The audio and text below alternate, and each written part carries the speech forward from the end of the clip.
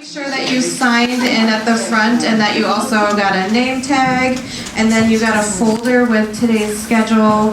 There's also a few other things. You guys have a blue one, so I have a yellow one. My name is Nicole Shepherd. I work with Pastor Park at Cam Center for the last few years as a project manager for Minnesota Department of Health funded project on mental health and suicide prevention and reduction in the Korean Adoptee community. So our event today is one of the projects that's funded by this grant. So one, thank you all for coming. If you have any questions throughout the day, I can help you. Pastor Park, I'll introduce in just a minute, is right here in the front. Can you wave? I think most people know you, but if you don't, Pastor Park, he's the executive director of the Korean Adoptee Ministry Center. And then Andy in the back will wave. Can you wave, Andy? Oh, hi. So Andy's on the board for Cam Center. Yoonju Park is support, and Pastor Park's wife, and she also helps out, so she'll wave in the back. So you can ask any of us, and then Joy is helping us getting coffee here in the back as an intern this summer. So just before we get started, just a couple of housekeeping announcements. So our program goes until 3:30 today. Everything will be in here, all of the sessions. We have planned in 10-minute breaks. We have lunch at 12 o'clock, and then in your blue folder on the left-hand side, you should have a little program. If you open it up, the schedule is on the left. So in just a minute when I get done, I'll introduce Pastor Park. He'll do a welcome, and then we'll just start our first session with Jay and Karen Grossman. Session 1, Lost and Found, Finding Peace and Identity Through Faith. We'll have a 10-minute break after that, and then I will share a little bit more about the project that we've been doing the last few years with a presentation on adopting mental health and suicide, and talk a little bit about what the connection is and why we're actually working on this. We'll break for lunch, and all of this will be in here. So there'll be a buffet that'll be set up. I'm told they're going to open up a space here, but you'll just kind of bring your food back in here. After lunch, we do have another session. So this is the suicide prevention training, and we have Caroline Ludy, who's with the National Alliance on Mental Illness. She'll come and do that. We'll have a number of handouts for that, as well as a certificate of completion. So this prevention training is really about how do you help and support and refer. It's not meant for mental health professionals, but for all of you folks as community members. If you're working as either part of your community in a church aspect or leadership aspect, or just somebody in the community who either is struggling or has friends or family that are struggling, with resources on how to help. And then the last session of the day will be breakout discussions led by myself and then another adoptee therapist, Sarah Lentz, who will help. So as I kind of get a sense of the demographics, we'll figure out maybe how to break out. We'll have an opportunity to discuss a little bit more about your own experiences or questions that you might have about mental health, and then we'll come back together to share some of those themes. And then we'll have closing with some more time for sort of questions and answers. In your folder, I do want to point out, so I have this form on the right-hand side. It is an evaluation of the overall program today. There are some questions on the green side that have numbers that say before. So just take a minute to answer those questions right now at the beginning of our session, and then at the end of the day, you'll rate those again. Does this make sense to you guys? This really helps us to see like what's helpful and effective, and then there's some space at the bottom to also add in some additional information, as this is really quick brief. Okay, bathrooms are straight outside the door on that wall across the hall. We are going to be recording the session today, and there might be photographs taken. So if anybody would not like their picture used in any of our materials, we'll have you go to the registration desk in the front and just sign your name on this opt-out form. Does that make sense? And then if you don't sign that, we'll just assume that you're okay to use your photo. Do you guys have any questions about that? Okay. All right. Well, that's all I have for right now. Next, I'd like to welcome Pastor Park to come and share a little bit more about Camp Center and the work that we're doing. Thank you again for everyone for being here.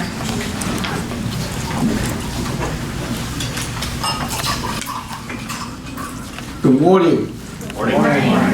How do you feel? All right. Great. Somebody said, why don't you use your church? Do you know why? Many people say church. I hate church. For example, when I started this one 20 years ago, when I say, let's start a Bible study, and 75 people say, no. Why no? And they say, adoptee. They see it's a big bee, they ran away 10 miles away. So you cannot hold anyone. So what do you suggest? How about spiritual discovery? So that's why we put the spiritual discovery as a Bible study. But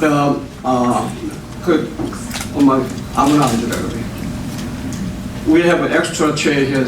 One. It's a Korean way. We have RSVP, I reserve 25, but always Korean is without RSVP can show up. So we welcome. Yes, we used to that one. Anyway, I excited this morning, so I called Jay at 5 a.m. Two things. He might be the hard work because in incarcerate, they have all schedule, but he has 100 days by his own. Now he's full time. He might be awfully tired. He may not wake up. So I worry about he missed, overslept. So I called. Second one, I want to know coming down. But he said, no, don't worry. I already talked to over 200 people, so I'm used to it. But I jokingly, they are all male in prison, but you have a bunch of different people you come. I said, don't worry. So also mom is beside him, he might be, it's okay, right? I'm so excited. Do you know why? 20 years ago, he wrote Lost and Found. So, do you know where is the Lost and Found word come? I read. I'm pastor, so I read. I read the Luke chapter 15. They are long story, but I just have one verse.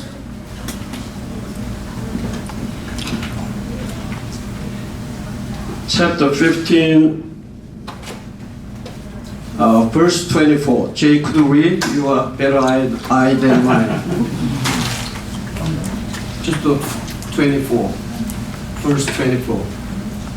Chapter 15, Yeah, 24 here. Print is really small.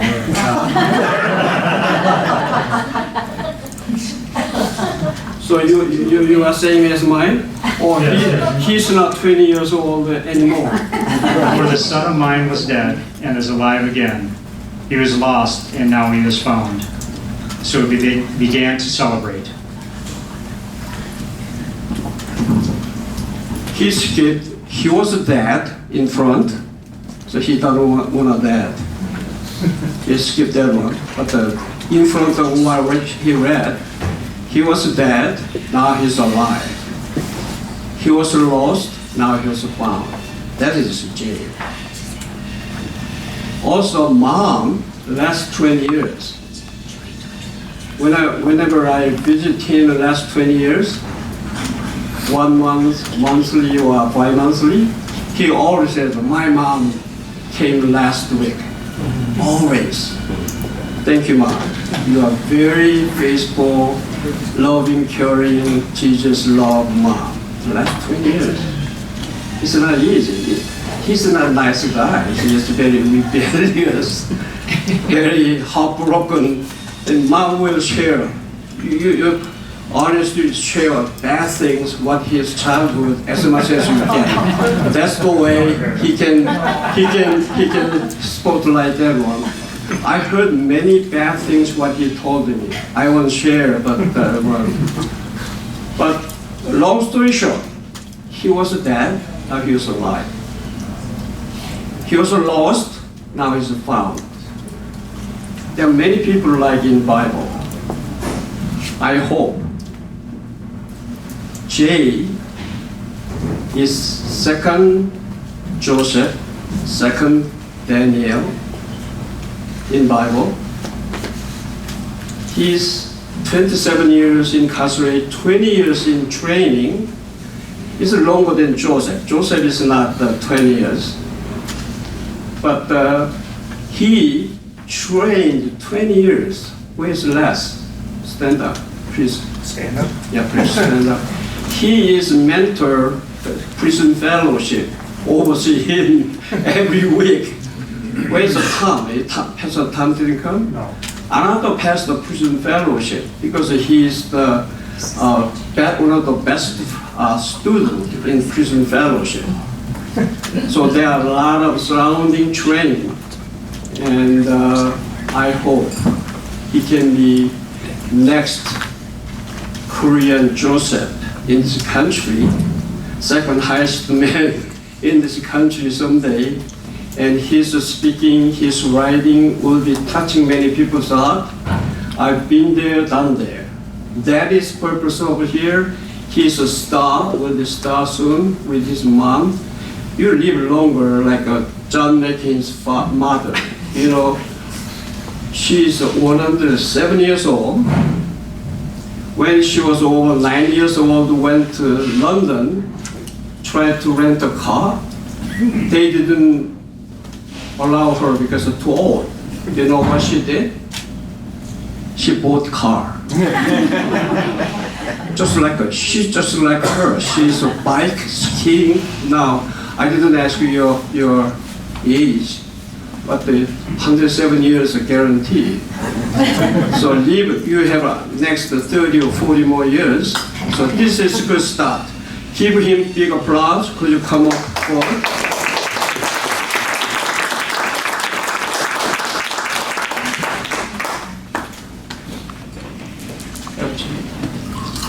This is one microphone wireless. Don't fight. So share. So who will speak first? Ma or Jay? It's all yours. Yep.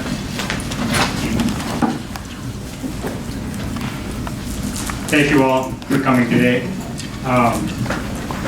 First off, I do need to apologize because after I'm done speaking, I have another engagement in South Minneapolis. So I'll be leaving to go down there and support other men transitioning out of prison and to be able to share with them as well. And then I'll be back in the afternoon about 2 o'clock. So happy to miss lunch with you guys. And I do have to say that I feel honored to be here today. I can think of many other individuals who have just as amazing testimonies as myself to be able to share and to give back. And I did not expect to be doing this, but a little over 3 months after being released from prison. But it's my joy and pleasure to be here today to be able to share with everybody. And I'd also like to introduce my mother. This is Karen. Without the love and support of my mom, my family, and my friends over the years, I don't think that I'd be able to be in the position that I am today. So, thank you.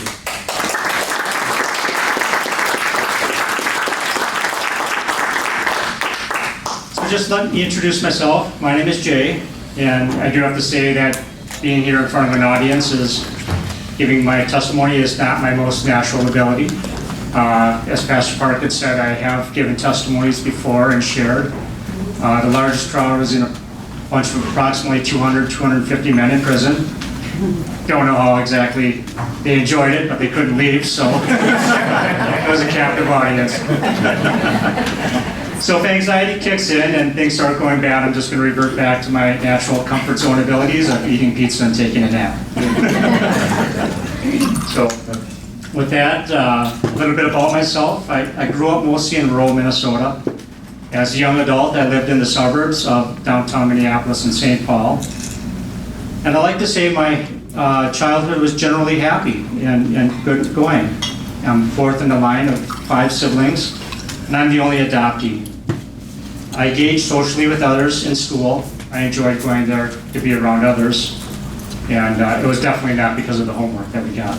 So, I was a typical product of the teenage social environment at that time. In the 80s, I had long hair, wore the jean jacket, and listened to rock. I was a little crazy as well, did a lot of self-destructive behaviors. One of the crazy things I did was I kind of pierced my own ear with numbing it with an ice cube and sticking with a safety pin. Probably wasn't the most hygienic thing to do at that time, but that was just kind of an example of things I did. Some of my friends knew of my family's social and financial status due to the name recognition with our family business. They would always ask me what it was like growing up in the family household. I would say, I don't know. What is it like growing up in your family household? I would sometimes joke with them and tell them I was the Korean male version of the Cinderella story. My family always heard about the good Korean Asian laundry services, so they adopted me. And then I would joke and say that I was the one in the house cleaning, doing chores, mowing the grass. All their other white biological siblings were all running around playing. It was a tragic story. I'm joking. So, in reality, my family wasn't perfect, but it wasn't completely dysfunctional as well. My family has a strong moral compass. As parents raising a family, my mother and father did the best they could with what they knew how to do. There is no perfect instruction manual for raising a child, let alone an adoptee. They did the best they could with the information and skills they had at the time. On the other hand, despite the face that I put on socially with a smile and the regular response, I'm doing okay, I was having difficulty with teasing, bullying, identity, fear of rejection, and abandonment. I had poor cognitive, emotional, and behavioral coping skills. Internally, I was a mess. I was confused about who I was and where I came from. I hated the question, where are you from? Do you know your culture? Do you know your history? Many times, I would tell them answers that I knew about Korea. Other times, I would just kind of lie my way through the story, hoping to save face and give the best response I could. I truly was an individual with 1,000 faces, but none of them was truly I. There was also another side of my youth as a young adult as well. That was the antisocial, the criminal, and the dark side. I was a risk taker, and I didn't think about boundaries or privacy. I was self-centered. I lived a dishonest, disrespectful, and irresponsible lifestyle. I was aloof to the harm and the impact that I was having in other people's lives. To put it simply, I lacked empathy. I did not know how to think about other people. I did what I wanted to do, not caring what others thought about social responsibility. This led to numerous run-ins with the law, and as a youth I was arrested multiple times for 5th-degree assault, theft, breaking into a neighbor's house. And this did not even include the non-charged offenses of theft, damage to property, burglary, and eluding police. I abused illegal drugs as well. It was mostly marijuana, but I did drugs of all kinds. Some of them had short-term uses and others lasted for longer periods of time. The drugs and alcohol were my passport to acceptance. In the drug subculture, all you need to have is drugs. That's the only qualification. If you have access to drugs or money, others will accept you. I also consider drugs my emotional band-aid. That numbed the emotions that I did not want to feel. It drowned out the thoughts that I did not want to think about. And it created an escape reality that I did not want to face the truth about my life. The truth was, I was hurting from the inside. I did not know how to express my pain from teasing and bullying. I was hurting and I was sad. And I did not know how to set boundaries for others and tell them to stop teasing or stop hurting me. Many times I would sacrifice my own health, safety, and welfare just to quote unquote prove that I was able to be accepted, that I was worth being accepted among other peers. I was more focused on being liked than to realize that others were laughing at me and not with me. As a young adult, I had maladaptive behaviors and negative thinking that continued to fuel my insecurity and uncertainty about life.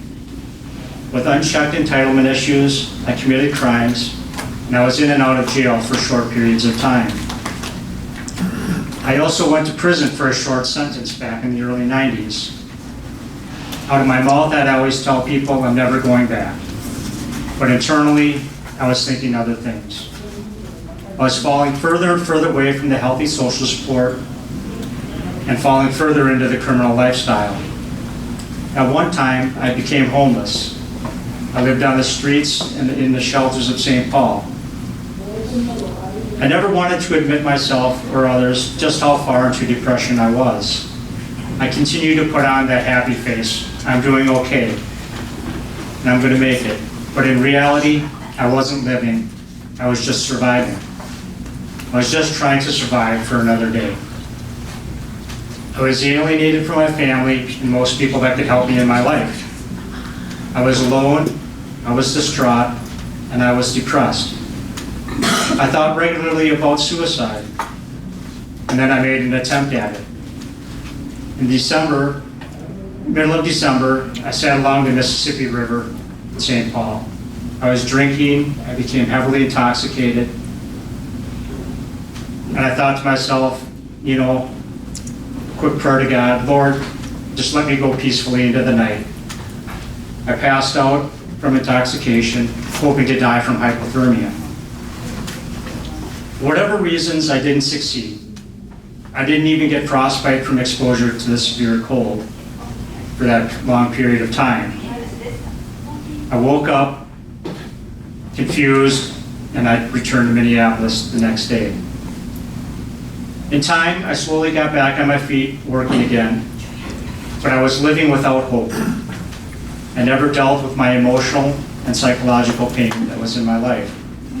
So the achievements in work and promotions were continually outweighed by the peripheral issues of my life, such as drugs, poor decision-making, and continued risky behavior. My hurt turned into frustration, anger, then rage. I was mad at the world and everybody in it. I blamed everybody but myself for my failures. In November of 1998, I made a poor choice in life that I'm not very proud of. To make a long story short, and not to relitigate the offense, I committed a crime and was sentenced to 30 years in prison. In Minnesota, a person serves 2/3 of their time incarcerated and 1/3 of their sentence on supervised release, or otherwise known as parole. So prior to that, in November of 1998, while awaiting trial, I went into a deep depression once again. I was alienated from my family and had no one to lean on for support. I had burned all the bridges in my life because I had tried wolf one too many times. And anyone that knew me probably didn't want to come to my aid, so I thought. Day after day and night after night, I would lay into bed in my cell. I'd stare at the walls and let the suicide thoughts ruminate through my head once again. I did not know what to do or who to call. Everything that I owned was in an apartment that I was never going back to. I knew that I was going to be incarcerated for a long time. I had made my bed of crime and punishment, and now I was sleeping in it. For some reason, I decided to write a Korean church for revival. I thought this was my last shot at manipulating others or just getting something for personal gain. Why I decided to write the Korean church, I'm not sure. I could have easily asked the chaplain at the religious service center in the jail. They have hundreds of Bibles for free. But yet, something inspired me and to write the Korean church. More months had passed, and then one day I was called to the interview room. I thought it was just another attorney and investigator or court services wanting to interview me prior to my trial. To my surprise, it was an elder from the Korean church. We had our first spiritual council session. And on April 11th, 1999, I was presented the Bible that I was requested many months earlier that I had totally forgot about. The spiritual counseling session had created a new spark for life.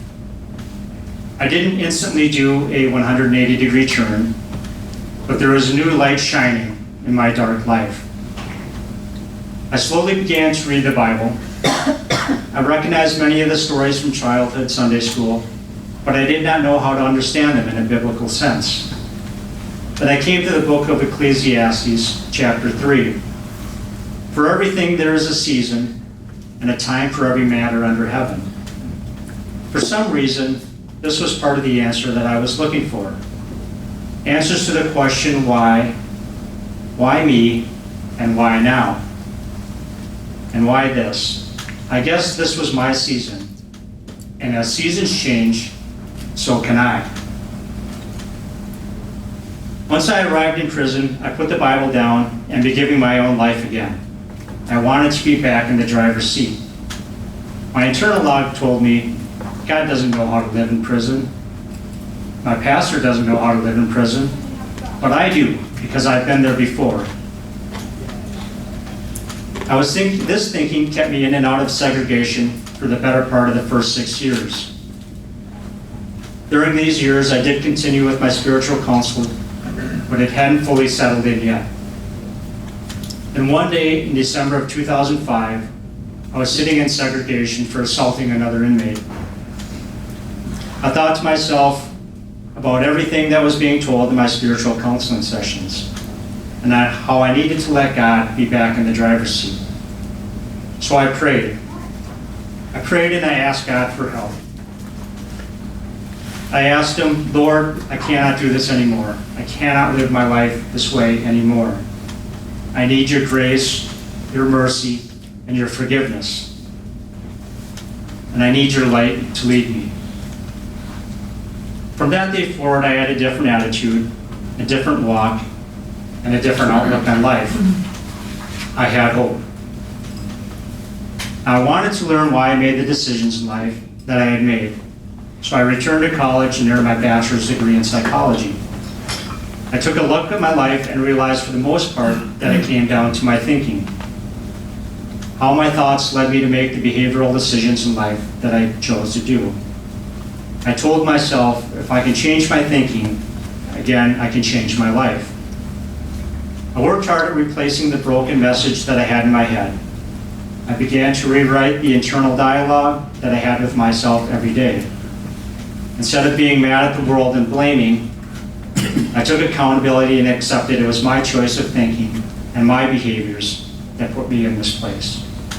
Not the police, not the judge, or not outside influences. Instead of always seeking approval from everyone else, I accept that there will always be people that won't accept me no matter what I say or what I do. I also continue to develop my faith in my relationship with God. So not only was I having conversations with myself, but I was also devoting time for prayer with the Lord and reflection. Now, life didn't just become peaches and cream and become positive change.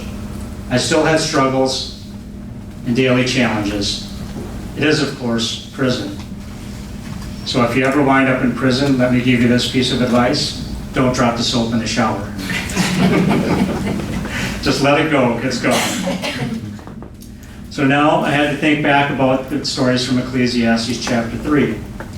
There was a time for everything. I think about that time that I spent in prison, the challenges that I had, and the timing of everything in my life. I don't have the answers to them all, but I do know that God had a plan. I believe with faith, hope, and love, many obstacles in life can be overcome. So what does my story of faith and hope have to do with the topic of the mental illness and suicide prevention that we're here talking about today?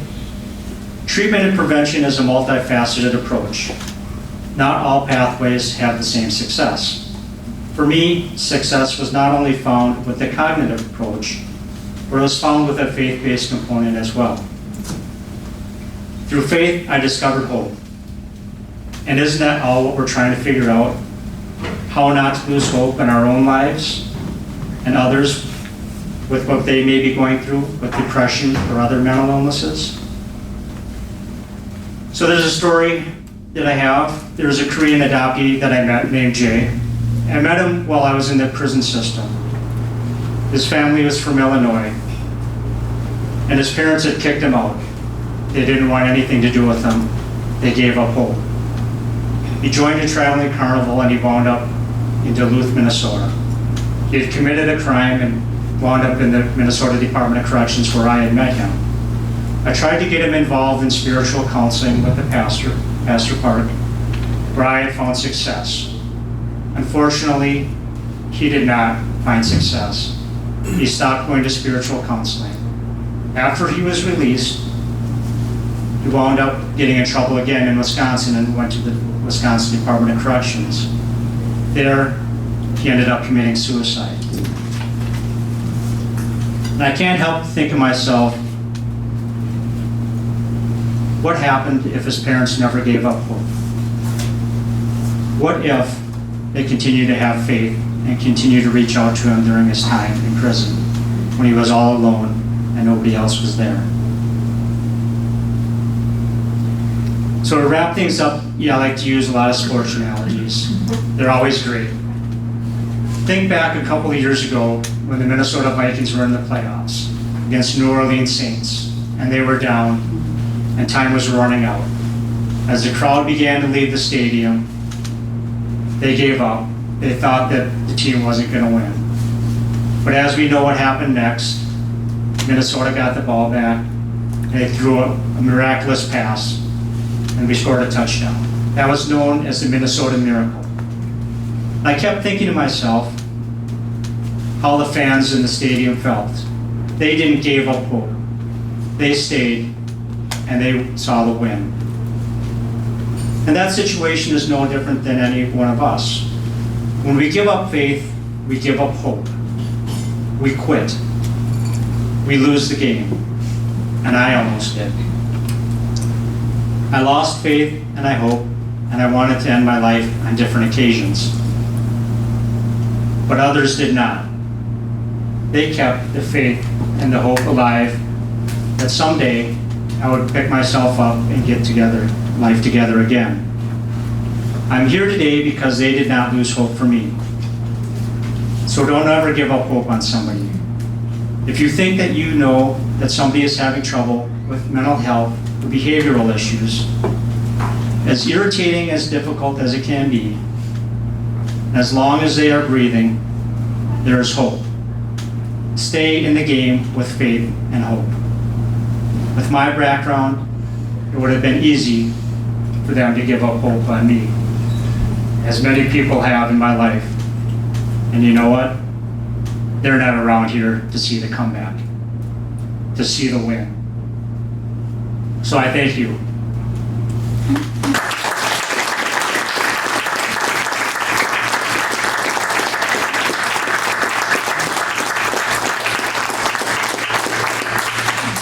With that, I'd like to pass the mic to my mom, and she can kind of share a story of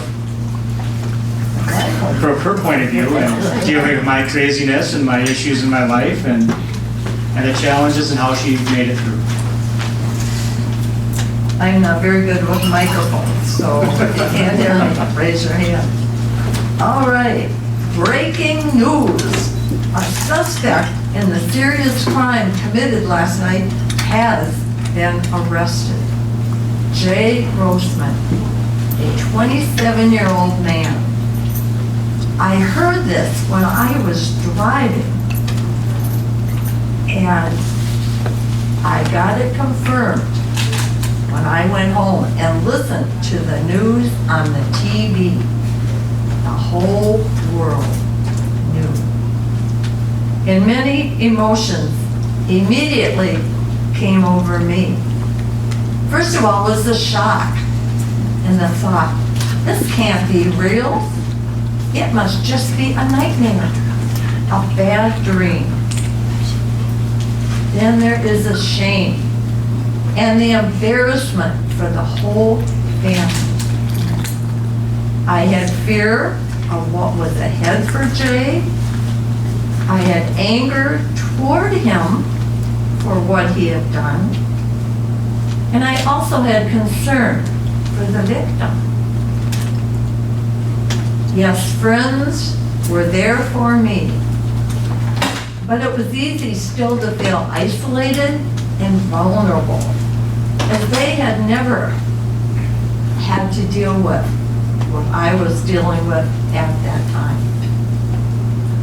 Basically, I felt hopeless, helpless, and full of despair, at which point I knew only God could help me get through it. So turning to Joshua 1:9, where he says, be strong and courageous. Don't be terrified and discouraged. For the Lord your God will be with you wherever you go. Next comes the feeling of guilt as I ask myself, what could I have done differently in raising Jay? Or how and where did I fail him as a mother? The questions go on, and there were no answers. Yes, Jay had had several previous encounters with the law, but nothing like this one that gave him 20 years in prison.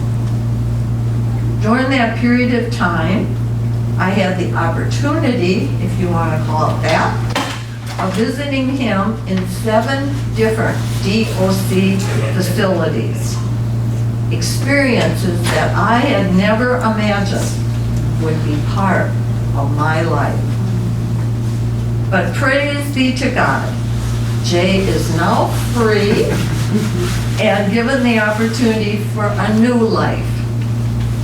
I'd like to close with a promise from 1 Peter 5:10 that both Jay and I can claim.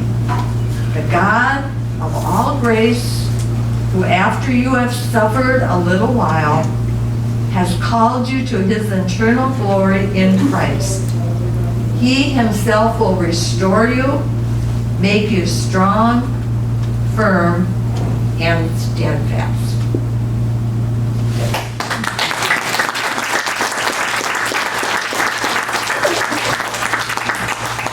Thank you for listening to our stories this morning.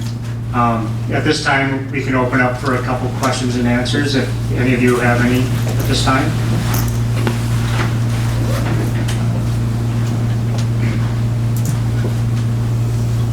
Joan? How did it feel coming out of prison? Were you frightened and overwhelmed? I wasn't necessarily frightened and overwhelmed. The best way to explain the analogy is if somebody goes deep sea diving, it's easy to go down really fast to the depths. Your body adapts to the pressures and the stress of the environment. But coming back up, you have to take that slowly.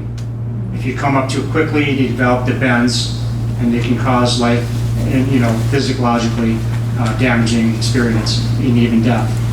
Coming out of prison was generally the same way. It took time.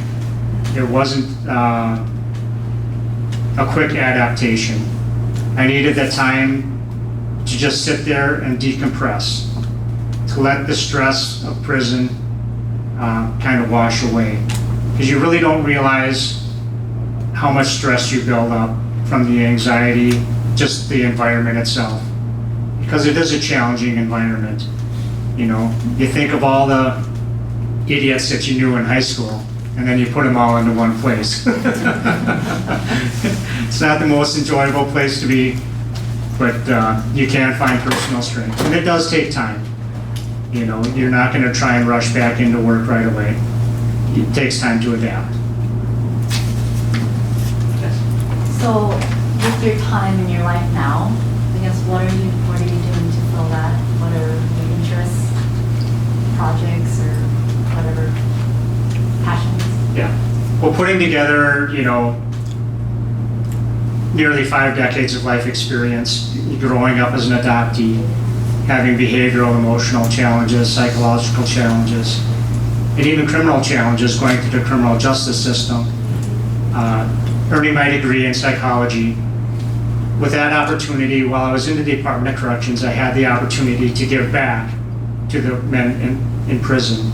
I worked as a special needs mentor for men with serious and persistent mental illnesses, people with physical disabilities, and to be able to support them. I also worked as a tutor in the education department, helping men get their high school diplomas, get their GEDs. So my personal desire is to continue in that realm, to work generally in nonprofits, to be able to give back, and be able to use my education experience in the speaking engagement environment. Currently, I do what I can to share it when I can. But just to continue forward, to move, and to be able to share testimony that no matter what challenges that you have in life, no matter what obstacles, you need to find perseverance and persistence to continue moving forward. I was just curious, you had said that there were no answers, and I was just wondering if you still feel that way, like looking back, like was there anything that you could identify, I guess, that was missing in your life, or like what changed to get back on? Yeah. I think so. Just the situation of Jay and the family. He was the 4th of 5, had a younger brother who was about 13 months younger than him. And just that whole kind of thing of maybe not feeling like part of the family when you're the only adoptee. You look different from your brothers and sisters, and even as a parent, I didn't see him that way, but I'm sure others probably did, or I would have the 2 babies and one in a backpack and one in my arms, and you'd go to the grocery store and people would sort of take a double look at you, like, as such. And yeah, I mean, it's like any of us, when we look back, we would probably do things differently. And like Jay said, did the best that we could do as parents with our knowledge, with our skill. And at that time, and I think it has changed, there was not quite the support for adoptees. You just adopted a child, everybody thought it was rosy and wonderful. And the first time in one of the publications from the adoption agency, a lady from Kansas wrote and said, we only hear about all the rosy stories. Let me tell you mine. And right away I connected to that woman, and I wrote to her and I said, yes. I said, I'm so glad you did that, because there are other sides to the story. And you would do things differently, and then you think, okay, how might that have turned out? You always get smarter when you look back. You want to keep going forward. So I don't know if that answers it, but I'm just curious, you wrote a book called Lost and Found, correct? That was your book that you wrote? It wasn't a book, it was when I was in jail in 1999, after I had met Pastor Park. Stephen Winrow from the Korean Quarterly had sent me a Korean Quarterly with the topic of rage. And I had wrote him a short letter, I shouldn't say short, but it was a letter thanking him for the opportunity to present me with that Korean Quarterly newspaper and how I related with the story with rage. And I titled that letter to the editor, Lost and Found. I wasn't expecting it to be printed in the Korean Quarterly, but Yeah, he shared that with everybody, I and think it's part of your file. That's specific. Yeah. That is the 1999 July summer issue. I guess. yeah, it was a summer fall issue. Yeah. 1999. Jay, that'd be a good idea to write a book. Pastor Park has encouraged me to do that numerous times. Right? I think it's Karen has the foundation, so she might support him full-time writer instead of the labor blue-collar labor job, just to write a book. Then maybe you're the good investment, return on investment. Think about that. Investing in her son once again. I think the reason why it's a good idea is because you reflect on your life and that how that can be used mightily for other people who go through the same struggles. And I just talked to you about it. You don't know why you're going through that, but maybe God is touching you to help other people. Yeah, thank you. Yeah. Introduce yourself whenever you talk. Oh yeah, my name is Peter Wang. I'm one of the elders of Korean Presbyterian Church, and I'm also the 22. I heard about your story. And also, I'm also helped out at Father School, and so that I also give my testimony when I go to Father School, and I had a difficult childhood, and when I reflect back, and I was always wondering why did I have so much difficulties when I was young, and that's what God, and I have a mission, which is God put me in difficult situations to use you. You don't know at the time why you're going through that, but as I'm reflecting, keep giving testimony, I realized. This is how God made me, and God put you in that situation to make you an example and give you a testimony to raise God up. I've thought of that many times, as I read through the Bible, and you think of all the different passages that we relate to. And I think of Jeremiah 29:11, where He has a plan for you. He has a plan for, to give me hope in the future. And it's also related back to Ecclesiastes, where there's a time for everything. A time to laugh, a time to cry, a time to plant the seed, and time to reap it. So I didn't always know why things were happening in my life, but as time goes on and life moves forward, I find that clarity when I look back and look at all the different events that happened in my life and how God may have had a plan in these activities going on and how they're coming forth. Thank you, Elder Wang. I encouraged him while he was incarcerated, keep pushing him to write his testimonies. He's a good writer. As you see, 1999 Lost and Found in Korean Quarterly in your file. He's a good writer. Everybody said that's proof. And he said it's diving, you deep water down fast, and then when you come up, it's just slowly come up, you come up so fast that you die, something like that. Let's forget that scientific proof of the one. That exactly. He's not totally free man yet. He's released on parole, 30-year sentence. 20 years he served as exemplarily incarcerated prisoners. That's why he released. His crime, the index, the test result, 0.6%, is almost free, sound, healthy person. But he's on parole next to 10 years. It's 9 years, 9 months. He's on parole. If he has anything he commit, he back to prison, stay next 10 years. That's why his mom, Karen, and then Jeannie Kwon over there, Hongjo is not here, and my wife, Elder Yunju Park, and myself, asking state COSA. Have you ever heard about COSA? C-O-S-A?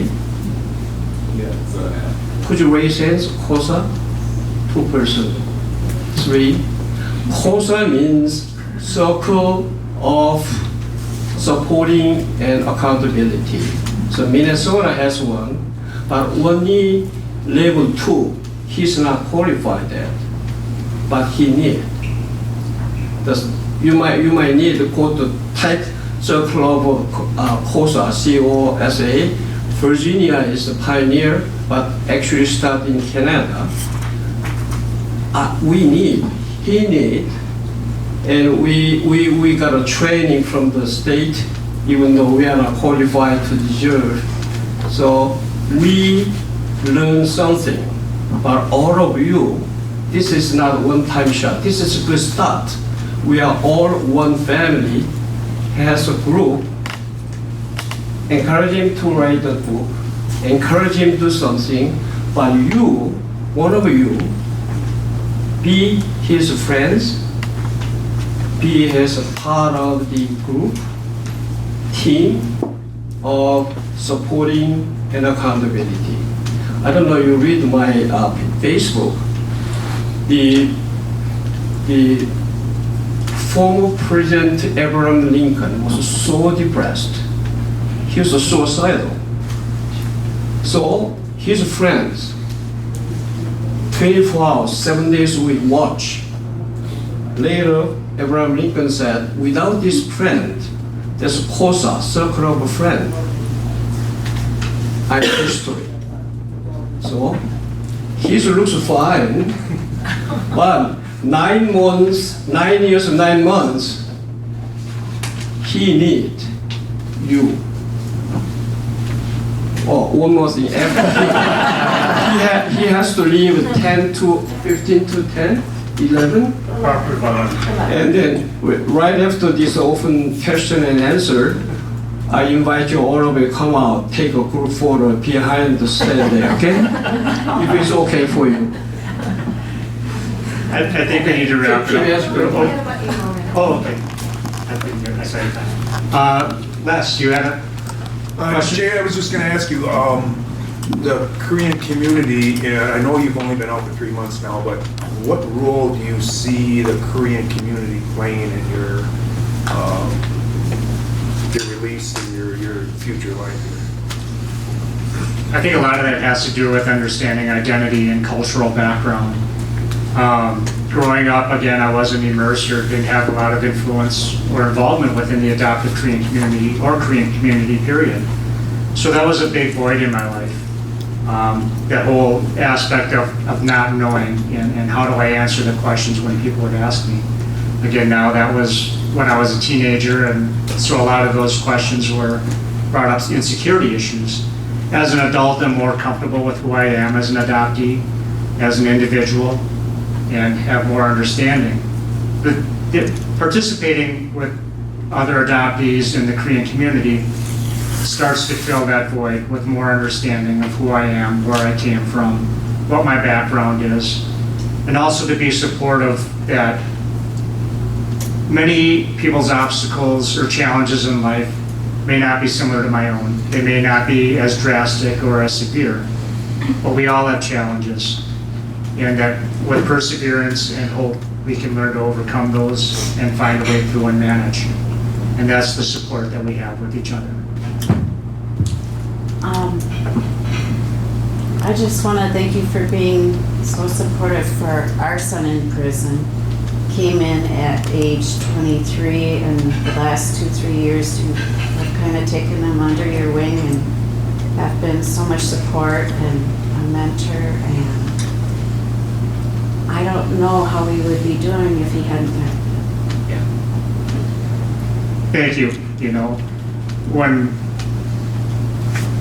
for you guys, I met their son in prison, and I looked at him at the age of 25 and the insecurities and uncertainties that I had at that age going into a prison system. For myself, I was already involved in a subculture of crime and activity, and I wasn't a gang member, but I associated with a lot of gang members. So I was familiar with that culture a little bit. Their son wasn't. So I had the opportunity to kind of befriend him and share with him my journey, my challenges, and the unwritten rules of how to navigate the prison system. Because there's a totally different set of rules of the criminal code of conduct and how you interact within prison system versus society. And no, it was definitely my pleasure to be able to share with him my journey. Hopefully he's doing well still. Thanks.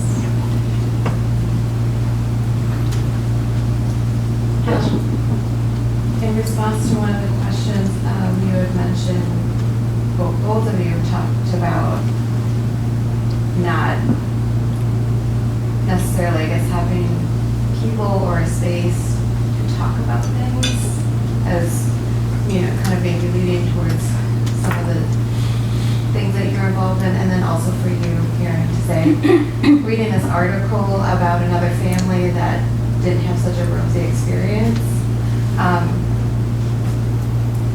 how do you think things might have been different if you knew that adoption isn't always so rosy?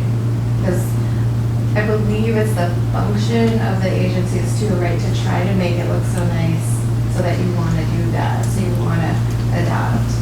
And I think Pastor Park and my work with Yoonju and getting to know them, and some previous work I did in even in Korea, there's this kind of fight with how do we be real, and then I think you would push back. I'll speak specifically here, I think in Minnesota, like, you can't be an angry adoptee and there's something wrong with you. But I think as we're hearing, it makes sense that we're gonna have a lot of emotions and confusion and anger. But I guess my question is, had you known more less rosy stories, or even for you, Jay, to have space to, in a sense, normalize some of the confusion, how do you think that might have helped you? Make sense? Or Yeah. does that question make sense? Well, I think part of it, as far as I was concerned, you have an adoptee in your family and you just sort of make them part of your family rather than looking at their need to connect with people of their life background. And so I think, at fall, we were all on the even playing field, but not really. And I know at one point I asked him, and I didn't even know how old you are, if he wanted to go to the Korean camp. And at that time, he was going to the church camp and stuff. And, he said he wasn't interested. But how I wish at that time, I would have known Pastor Park, would have known more of the involvement with the Korean community, because I have a feeling that Jay may not have had to go through what he did if there had been those connections early on, to give him support and just to be together with other people and say, yes, they call me this on the playground. And it's like anything, when you know that other people can relate to, if you have a problem, if you have happiness, it's really a support that he didn't have. That's one of the things looking back, you can't undo. You can just share with someone else as such, so. I think it's the bottom of your questions, the answers and your questions. When Jay, how many of you have familiar MEC, Minnesota Adoptee Korean MEC? He was invited, John Oya, Tom Park, there are 4 or 5 people. When my wife was Catholic Charity social worker, there are 25 people call her, I need help. So all content is the same. So why do you come to my home? So 4 people came. One of them is John Oya, still here. And then early 1990s. And he invited him. He came in our church. There are 100 people in our church auditorium. He told me he came twice you should prepare answer. He was cultural shock because all Korean. And he is a father to all white people, age 25, 24, and also they're all Korean. So he was cultural shock. And he told me, except John Oya. John Oya is so busy, he's in charge of them. No one else know talk. He just stand in the corner and he just continue. Could you say how can people help you like a Korean but afraid of Korean? That kind of a mentality. We'll just wrap up for this last. So, response. could you answer that? Well, just to finish up too, and back with Nicole's question of how I felt afraid to express myself. I think growing up I was a pretty emotionally expressive child. But with my father, he was very closed and he wasn't very expressive. So I learned to adapt and reflect what he did. So I learned not to share. You know, men don't share their emotions. They don't kind of tell what's going on. You just kind of push through. So I learned to just internalize a lot of the emotional pain and thoughts that I had. And again, that turned into, well, if I say something bad or if I share something negative, that could turn into rejection or abandonment. And that brought up feelings that I didn't want to experience. Going forward with Pastor Park, again, when I was invited to Minnesota Adoptive Koreans, which was kind of the precursor to CAM, it was a very large, group of individuals that was there in the basement, and I was invited. I didn't know what to expect, and yeah, and because John, who had invited me, he was busy, he was active running around, I was just kind of left there on my own, and that was kind of overwhelming for myself as well. Again, that whole insecurity issue of who am I, where do I fit in. Now I'm around a bunch of adoptees that I've never been around before, and the whole insecurity issues. So yeah, it was an uncomfortable experience at that time, and I think if there was kind of a mentor or somebody that was kind of assigned, hey, lead me around, hey, this is Jay, this is, Susan, this is John, and do that introduction, kind of to be a navigator through that world, I think it would have been a lot more welcoming experience. And then being approached and saying, hey, you want to come up and share your testimony? It's like, I don't know you guys, there's 100 people here. And so, yeah, I think that would have been a lot different experience had there been somebody that was kind of navigated as your peer or your buddy to kind of walk you through that in a first time experience. So with that, thank you guys for your opportunity to listen to my mom's story of how she dealt with my craziness and my story as journey of growing up with behavioral emotional issues and then coming through on the other side with a brighter outlook on life and a new attitude. Thank you.